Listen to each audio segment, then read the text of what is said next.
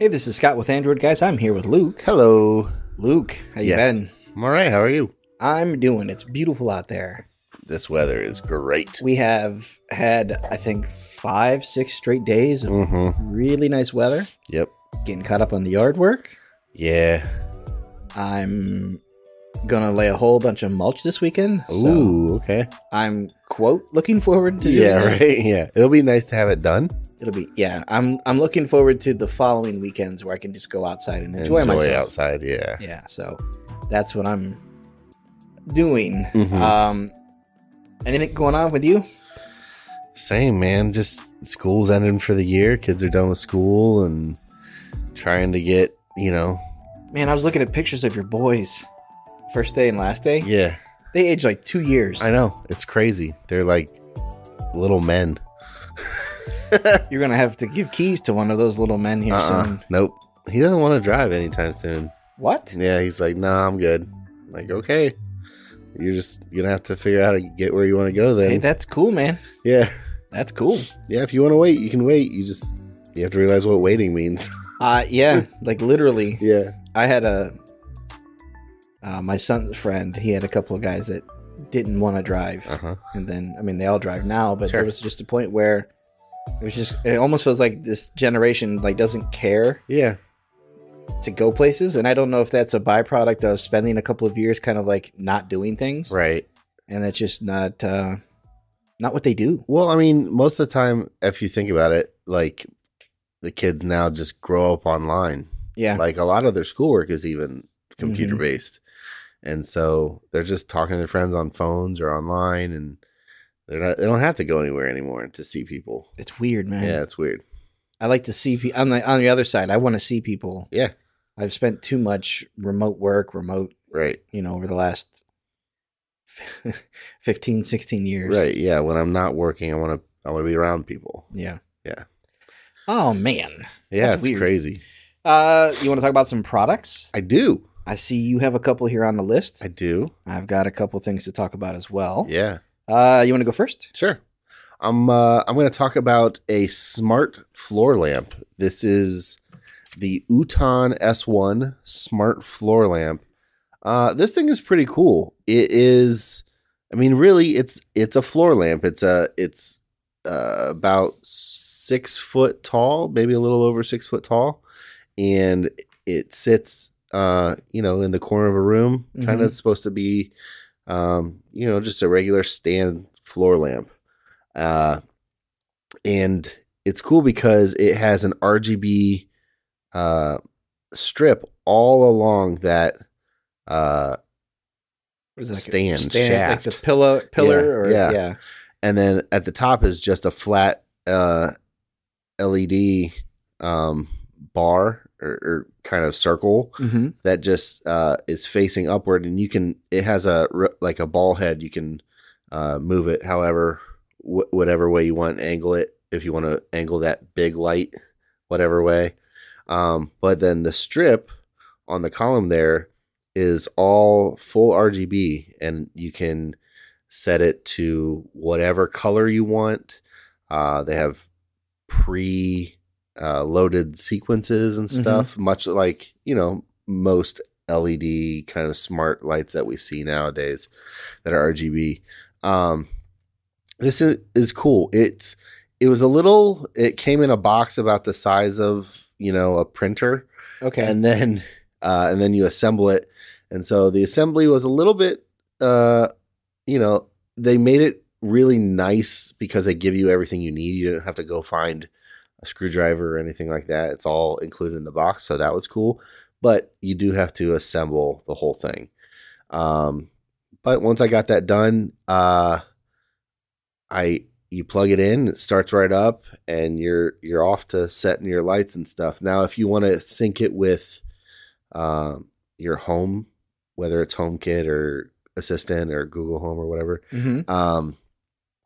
I had to run some updates, and then you sync everything through the Smart Life app. Okay. But once you get that all synced, I have it added to a room in my home, and I can just say, "Hey G, turn on the light in the den. Yeah. And it turns it on, and you can change those settings. You can just have it turn off the big floor lamp part, or you can have it, cycle through the lights. You pretty much have full control over it through Assistant, which was kind of cool.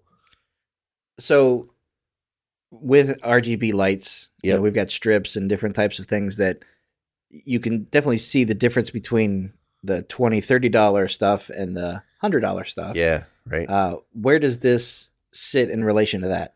Okay, so this one it was on Indiegogo. It seems like it's released now. I think it was just this past month. Okay. This comes in right around $100. I think it was like $139, and then it was a special for Indiegogo for $99.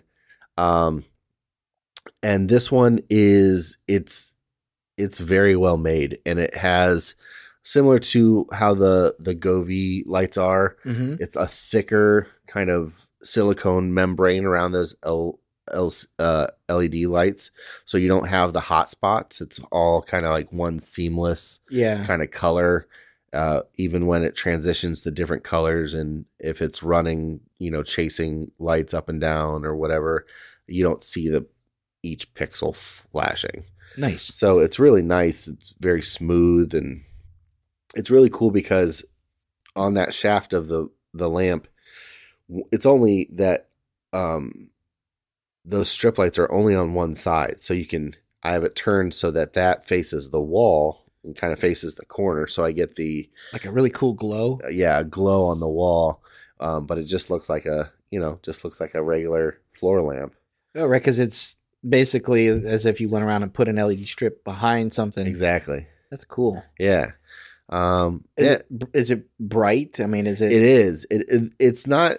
So the RGB lights are not bright to look at. They don't hurt your eyes or anything. Yeah. But the top light does get very bright, and it has different color temperatures. It's like a warm or a soft white or a cool white for your color temperature, and it's dimmable, so you can dim it down if you just want, a really low kind of glow for reading or something, or if you really want to brighten up the room, you can turn it on full blast, and it has a nice output on it. Sweet. So is this the kind of thing that you would see yourself having more than one in a room? You know what? That's a good question. I think it would be cool. Like in some of the promotional photos that they had one on each side of a computer desk, mm-hmm. and it looked cool. Kind of reminded me of that Govee sync box that you were talking about a couple weeks ago. But I think for me, it's best served as just a floor lamp. Like most of the time, you don't really have multiple floor lamps in a room, right? And I think it works well just kind of the one lamp, and then really the RGB it adds that nice color, but we use it as almost like a night light. I was going to suggest, we have that RGB on at night, it's on all the time, but really when it comes into play is at night when the lights are off in the house. You have to walk out to the kitchen to get something. Just a nice glow over there. It's just a kind of a glow in the room. That's cool. You can add multiple devices in the Smart Life app, but as far as those syncing to like a set like pattern or something like that, I don't know if that actually does that with multiple of the S1 Smart floor lamp. But you could put on a timer. Yep, absolutely. Set it up. So I mean, we've got lots of daylight now in the summer, but come winter, you can have this thing kind of be there when you wake up. Yep, that's really cool. Yeah. So that was called the Outon? The Outon S1 Smart Floor Lamp. That's cool. Yeah. I've got something to talk about. Okay, what are you talking about? I have, as part of being able to get outside and enjoy the weather. Yes. I've been able to test not myself. Okay. Because you'll understand why. A bike. Oh. An electronic bike. Okay. Called the Droyd Weeler. Droid is the brand. Okay. Droyd. And it's Weeler, Weeler. So it's unconventional spelling for both of these things. I think you might have seen the box here in the office. Yeah. It's a compact little bike. Yeah. Electric scooter designed for kids. Oh, cool. It's something that I would say, on their website, it says ages 6 and up. Yeah. So, I mean, if you're able to ride a bike, if you're a kid able to ride a bike, I would say that this is something that would probably be worth checking out. Yeah. Or considering as some, your next bike or for something to have. Sure. But there's a couple of reasons why maybe not. Okay. Including the price. And I'll tell you all about this thing here in just a second. Okay.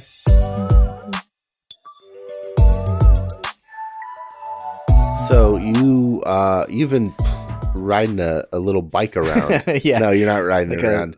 Like a circus bear on a tiny little thing. Yeah.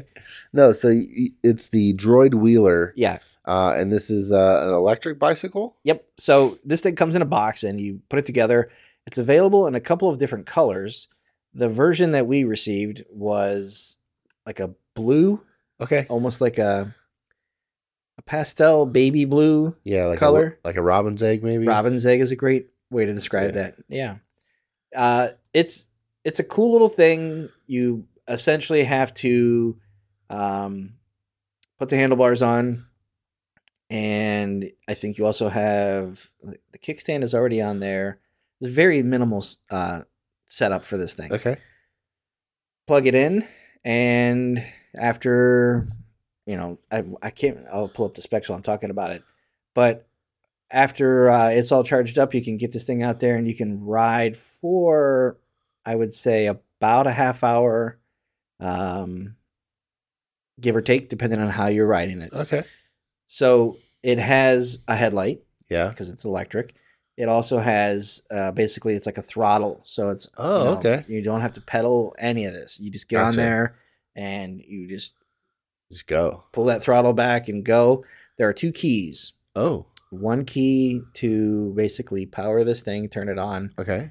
And then the other key is I would call the mom key. Because you're able to put that in there and decide whether you want it to be on low speed or high speed. Oh, nice. That's cool. So you can lock that thing at low. So depending on how good your kid is with it or how responsible or big or whatever. The first time, so I'm not testing this thing. I haven't tested it. I have a nephew who is the perfect size for this thing. Yeah. And he was super excited to test this thing out. It weighs about 40 pounds. Okay. Once you get it put together, it fits in the trunk of a car pretty easily. Nice. Kind of folds up, not folds up, but kind of takes up a little bit of space. Sure. Get on this thing and you can kind of put your feet. There's like a flat spot in the middle of it. Okay. Put your feet on that thing and just kind of dial it back. And then you've got your brake on your left hand. Yeah. And it just teaches you how to, scooters and motorcycle, same mechanics. Yeah. Max ride time I do see here is up to 45 minutes. Okay. So distance wise, that's going to equate to about 8 miles. Okay. Speed, depending on what version of the throttle setting you have it at. Sure. If you completely opened it up and said, hey, go as fast as you want, you can get up to 10 miles an hour on this thing. Oh, wow. Which is pretty fast for a kid to kind of ride this thing. It's for my nephew getting on there. It was a case of, dude, you need to be careful. You don't, and he was so excited to do it. And he was so confident that he just started to take off. Yeah. And, we're like, here's how you handle this thing. He was begging to open this thing up and go to the, but to my understanding, she hasn't allowed that yet. Full speed. The full speed. Okay, sure. Seems to be more than happy with it. He's got a parking lot basically one house away from him. Oh, cool. So he can go over there, zip back and forth, ride all over the place. Oh, that's fun. Kickstand on, so he gets off and it'll just stay upright. Yeah. It's got a pretty nice paint job on it. So this is where I'm kind of torn on really, really recommending this thing. Okay. If as a kid, you hop off of bikes, you just kind of let them go, right? You just kind of lay them down in the yard. Yeah. But this is one where I think you have to kind of get in that muscle memory habit of using the kickstand. Use the kickstand. Yeah. The paint, as nice as it is, I have the sense that if you laid this thing down, you're going to scratch it up and it's going to start to get some wear on it. Okay. Get your unique child patina stuff on it. Yeah. And then the main reason that I kind of have a reservation, I'm saying, go out and get this thing. Yeah. It's $349. Okay. Yeah, that's not exactly cheap. It's not exactly cheap. It isn't exactly like, hey, for your 6th birthday, we got you this. Right. Maybe. I mean, depends on. I mean, so I think that's a little bit in line with like a Power Wheels idea. Right. So the price isn't crazy. It's just fine. And it is competitive to other like electronic scooters and bikes and things. Yeah. It's just that age for me is kind of like I don't know. I mean, he might be ready for it. Is it something? Well, it's a perfect grandparent gift, right? Yeah, that's a good point. It's one of those like, when you come over to our house, you can do this. Yeah, we have this. Sure. Yeah, you can. Yep. We'll take you to the park and you can ride around. Right. Talking to my sister, immediately was thinking, I said, how nice would this have been to have this when we used to go camping? Right. Because we could have hopped on something like this to go to and from the shower. Yeah. The bathroom facilities. Yep. Go down to the lake to go swimming. This thing, it's super quiet. Yeah. Just get on the thing and go. Now, what happens if the battery dies? It doesn't have any pedals at all? There are no pedals, so you're basically walking that thing. Okay. So it's not a case of like, well, I can kind of just pedal my way back or use, pedal and then assist myself going up the hill. Sure. Where some scooters do that. This is kind of like an all or nothing thing. I mean, it's just something to be aware of, I guess, it's a different way to use it. So. Yeah. Plug it into a regular power outlet, on the wall. It's got one of those kind of like big blocks in the middle of the cord. Yep. And you plug that in right about halfway through the frame of the bike. Uh-huh. And I want to say like overnight, it's like so many hours to charge it up. Let's see if I can find it while I'm on the air here. But basically what I ended up, explaining to her, I said, this is the thing where he can wear it out, bring it home, charge it up when he goes to bed or gets home, and then it's more than ready in the middle of the night. But I think it's a few hours, like 6 or 8 hours to charge that thing up. Well, that's not that bad though. Right.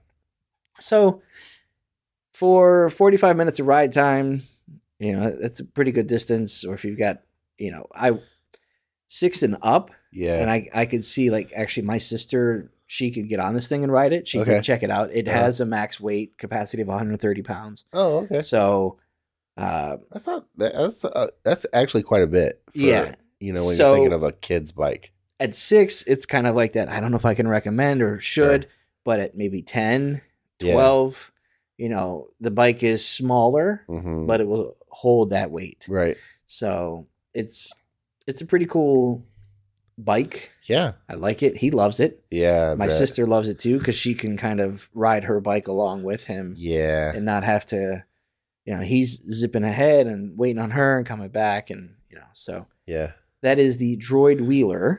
Awesome. It's pretty cool. Check it out. You can go to Go Droid. Okay. There's a website. It's right there. They have a couple of products on there. So the other one that's bigger is called the Blipper. The Blipper. Yep. The Blipper and the Wheeler by Droid. That's right. What you got next? Next, I'm going to talk about some charging options. We got the chance to check out some stuff from ESR. First thing I'm going to talk about is their magnetic wireless car mount. This has what they call CryoBoost. Okay. So what this is it's a vent mount. So it snaps onto a vent in your car, and it has a magnetic disc that will hold your phone if your phone has MagSafe capabilities. Okay. Now, it will work. It says it will work with, other Android phones and stuff, but it seems to be like an iPhone is kind of the main draw for it. Yeah. And what the CryoBoost is it's a feature that kind of will adaptively charge and cool your phone. Okay. So sitting in front of the vent, there's a chance that, you know, it'll get the heat from the window of the car, especially now that it's summer. Your phone will get super hot if it's anywhere on the dash or something like that. Or in the winter, if you're blowing hot air because it's cold, you could get your phone hot that way. The CryoBoost has this little fan that will blow and cool the phone off, but it also has the ability in it to sense kind of your battery power, and it will charge it adaptively to what your phone needs. So it'll kind of trickle if it gets to a certain point instead of having to just constantly hit that thing. Yes. Okay. And this thing is cool. It works, you know, right out of the box. It's really easy to get going. There's nothing really to put together. You snap the vent clip in. It has kind of one of those ball hinges, so you can angle it however you want, and then you just tighten the nut, and it tightens it in whatever angle you have. And then you just plug in a USB-C at the bottom of the charger. Does it come with that? It does. Okay. It does come with a USB-C. Doesn't come with a brick because they're expecting you to put it in your car. Right. But it works. Now, what I will say is in my testing, I found that I would have liked a stronger magnet. Okay. So now you were using this with an iPhone, right? I was using it. Yeah, I was using it with an iPhone. I tried to use it with my phone. It's no dice on a third party Pixel 7 Pro. Yeah. It's even with the iPhone, she has a very thin case on hers, and it doesn't seem to like the case at all. Now, if just the phone, pure phone, it's a nice solid hold. So if in their literature they say they recommend a MagSafe compatible case if you have a case on your phone, to use a MagSafe case. To me, I think I would have wanted maybe just a little bit more power on the magnet. Okay. Because it even though her case is very thin, it doesn't hold super well. The charging works great. I mean, it instantly recognized it, started charging. It was great. But the magnet with a case on it, it wants to slide a little bit, especially because the mount doesn't have any kind of arm cradle or a chin to rest the phone on. It's just held by that magnet. I gotta imagine that would like bumpy roads, and depending on the angle at which you have that thing, all that plays into it. And heat as your phone gets hot. So if you're using navigation, that's one of the things it tends to kind of chew up. Or use your battery and get your phone hot. So that's nice that it will do that. But you also run the risk of what you're saying is heat is the enemy of electronics. Right. So it works very well for as build. I think it's a good product. Especially the price point.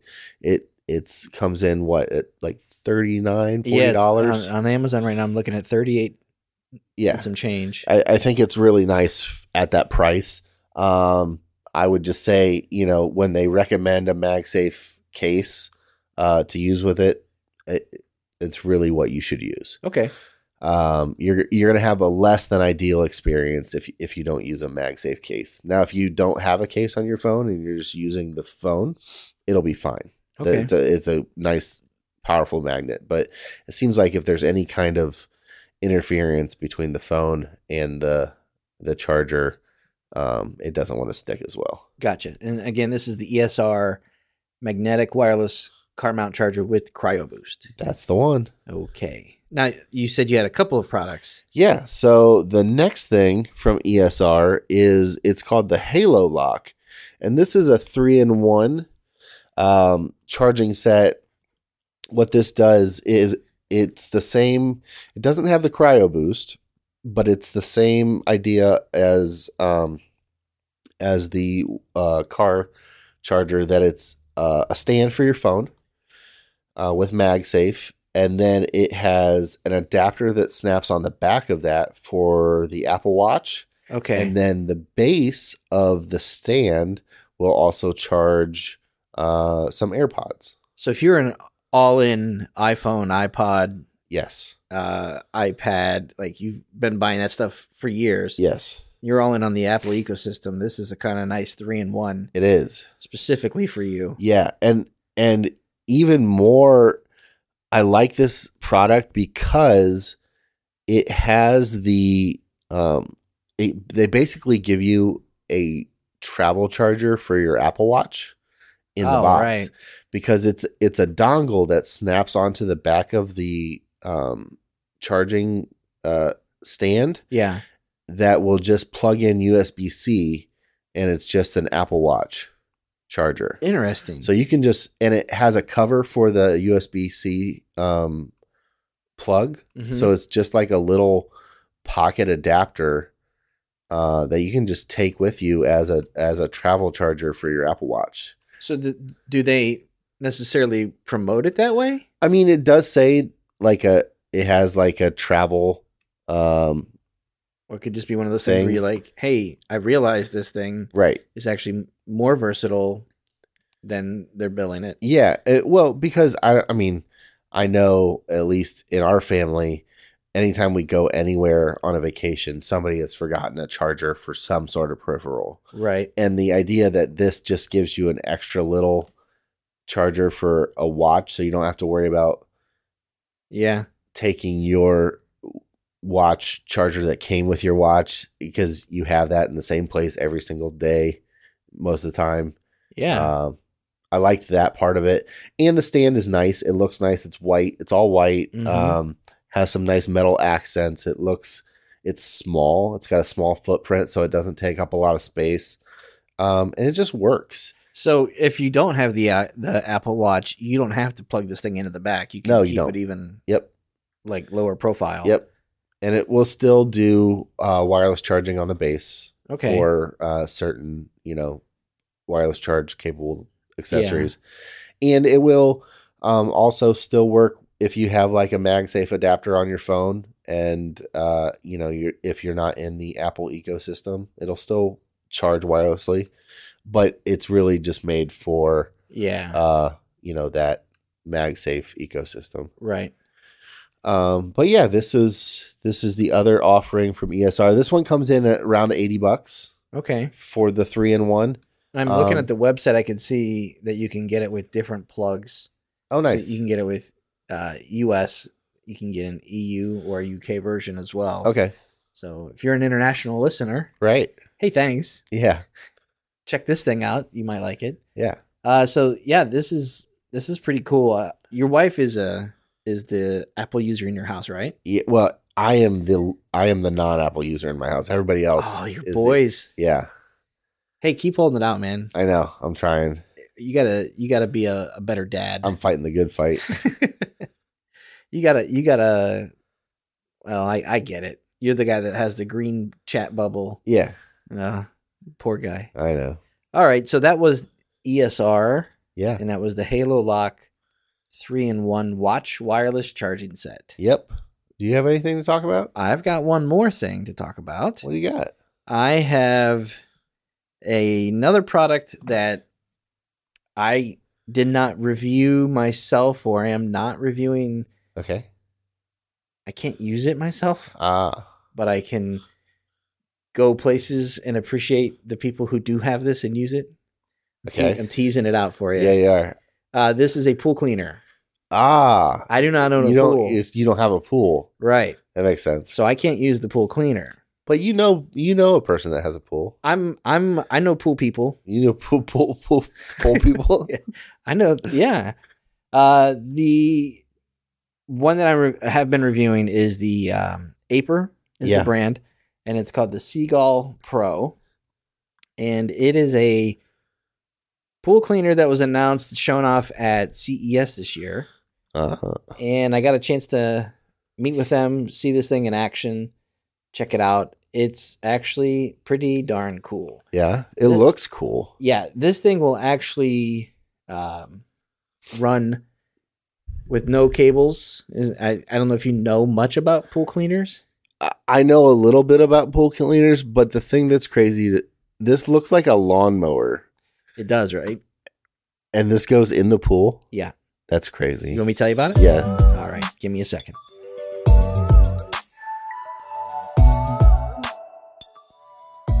All right. So you're talking about the Aiper Seagull Pro. This is a wireless pool cleaner.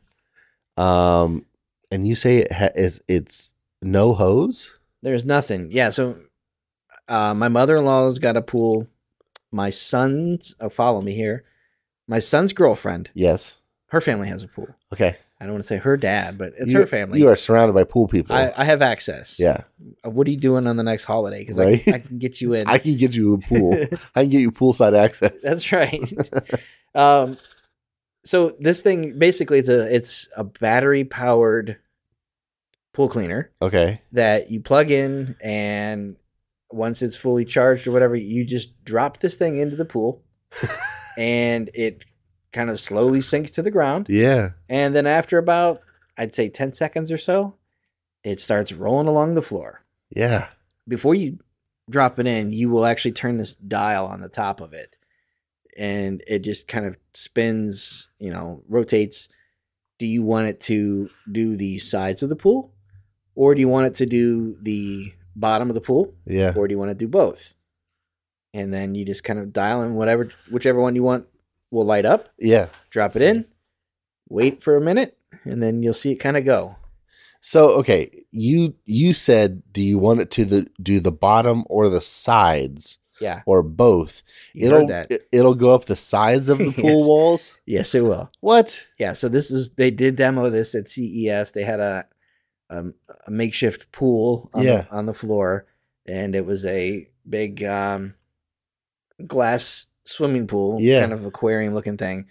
This guy will actually hit the ground, and then depending on which mode you want, it'll work its way across the floor, and then it'll find the wall, and where it's flat, it will kind of hit that, and then grab the side, and then we'll hug it, and it will go up to the top of the water, and then it does like this kind of like, it almost looks like if you're at a dock somewhere and like some dolphins come up to you and like want to talk or hang out, and they're like right there at the edge of it, and it's like blowing this water out. It's like this little show. But it's really cool. I am amazed at how it actually sticks to the wall. I don't know how the sausage is made on this thing. Right. It is really cool. It goes up. Now I should say this. My mother-in-law's pool is kind of what you would call a kidney-shaped pool. Okay. And you'll come in on the steps on one side, and then it kind of tapers down. Sure. Along some of her pool, at the bottom of it, there's kind of like that ledge. There's like a... Oh, okay. Yep. You can stand on it. Yeah. And like kind of touch. So the cleaner will not go up steps. Sure. And depending on the shape of your pool, it might see that and not be able to kind of go over that little lip. I gotcha. So there were points of her pool where it will have no problem going to the wall and going up. Yep. And then what it does is it comes back down, backs up, and then it turns at an angle, and it does almost like it's making like a capital N shape. Okay. Yeah. All the way through the pool. Yep. Or if you went with just the bottom of the pool setting, it just does this kind of like back and forth straight lines. Yeah. Inside the pool cleaner, you lift up the back. There's like a little container that basically everything suctions up through the bottom into this filter box kind of thing.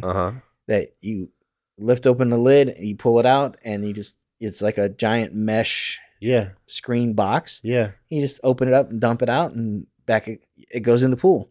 So it's like, I don't know if you've ever seen like a pool skimmer or to clean those, you pull out that. Not unlike that. Okay, interesting.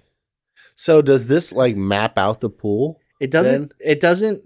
My understanding is it doesn't create like a memory. Okay, because I'm thinking like a robot vacuum. Yeah, there's no app to go with this. Okay. Which is weird, right? Yeah. The first time, and then because of the way her pool was designed, she's like, well, it's not really going up the walls all the way around. Yeah. So I thought I'll try it with the other pool. Yeah. And so far, I'm waiting for any different feedback from them. Yeah. So far, they've been very happy with it. Yeah. The way that it works, it amazing. Like everybody, come on here, look at this thing. Yeah. It's actually climbing the walls. Like it's really cool. That's cool. Very easy to clean out. On a charge, it will give you about 3 hours. Oh wow. Yeah. So how long does it say? I mean, obviously varies by pool size, right? But like, how long does it take to usually clean the pool? So this will clean up to 3,200 square feet of pool. So it's a pretty good sized pool. So far, what the people have been using it over the last few weeks, they just drop it in there and let this thing go until it's done. Okay. So that ring that I was telling you about, you turn that dial, you'll see a green light kind of halo. You can look down in the pool and see that. When it gets to about 50%, it turns blue. Okay. And then below a certain point, it turns yellow. Okay. And then at about 10%, it's red. So you can kind of quickly identify how much life is on there. When it gets to about 10% or just below, it will park itself near the side of the pool. And then in the box, you've got this little hook that you can basically plug in, snap onto the end of any type of standard pool equipment, like the net that you would use to kind of clean things. Snap this thing on. There's a spot on the pool cleaner that you just reach under where the name is. You just lift it up and pull it out, set it down. And oh, great. So you don't actually have to. That was the next question is, so when this thing stops, do I have to get in the pool and get it? You have to get in the pool. Yeah. I don't have to get in the pool. All right. I hold the hook. Yeah. This thing's really interesting. The wheels, it looks like one of those robot lawnmowers. Yeah. The wheels look like that. Yep. They're strong, sturdy. But the front of it, when you see the videos and the pictures online, that kind of thing that's sweeping along the floor, they're rubber and they have a lot of play to them. So they're not hard. It's not going to, like, if you got your hand near it, going to chew your toes up. Right. It's kind of like almost like going to the car wash. It's got that rubbery, like it'll play. So if you've got some kind of like a stick or something, some kind of pool toy, it will not, cause a problem for that. That's awesome. Yeah, it's really interesting. The filter basket, the charger, the rolling brush, the hook, all that stuff comes in the box. Very cool. I see it on their website right now for about $7.99. Okay. So it is actually a little bit less expensive than it was. I don't know if it's maybe it could be a holiday, Memorial Day thing. I'm not sure. Sure. Yeah. One thing also to point out, this does come with a 2-year warranty. Ooh, nice. So extra points for that. Yeah, for sure. It's, it bills itself as the world's best cordless robotic pool cleaner. Okay. I don't know a ton of things to test it against. Sure. But I do know that the other pool cleaner that both parties have right now is one of those ones that you plug, kind of like snap onto the pool side. Yeah, into your filtration system. And then it just kind of rolls around, and then every once in a while that hose will just shoot out and spray everybody. Yeah. Like, there's none of that crap happening here. Okay. So that seems awesome. It makes me want to have a pool. Yeah. Well, if you get a pool, I'll bring the cleaner. That sounds good. I have 3-way poolside access. So yeah, that's the Aiper Seagull Pro cordless robotic pool cleaner. Awesome. And that's it for me. I don't have any other items to talk about. I am also caught up on my things. Yeah. So we'll split this podcast up into some bite-sized pieces for people. Yeah. We're going to test this out as multiple formats. What seems to be better or more preferred if you have feedback. Yeah, let us know what you like. We have been doing the daily. Mm-hmm. We did it, we've been doing Monday, Wednesday, Fridays. We've also tested out every weekday. And we're going to test out, continue to do the daily, like every other day. Sure. But we'll also put out a longer form. Yeah. Just to kind of see if maybe that's what you guys are looking for. We figured that, 5 to 10 minutes isn't much to ask every day, but maybe people prefer to get it all at once a week. That might not be enough for you. Yeah. So is fine. If you're listening to the long form, you're getting all this extra chit chat. Yeah. That's not in the bite-sized stuff. So if you have any questions or feedback, we'd love to hear from you. Feel free to reach us at podcast@AndroidGuys.com. Yep. I'm Scott, and that's Luke. Yeah.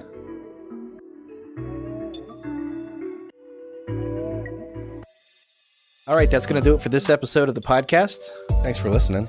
We appreciate it. If you guys have any questions, feedback, concerns, comments, anything, shoot us an email at podcast@AndroidGuys.com. We'd love to hear from you one way or the other. Luke, if someone wants to get a hold of you, how do they do that? I am on Instagram and Twitter at Luke Gaul, Gaul. And I'm on Instagram at Scott Webster and Twitter as SWebster77. Until next time, thanks for listening. See ya.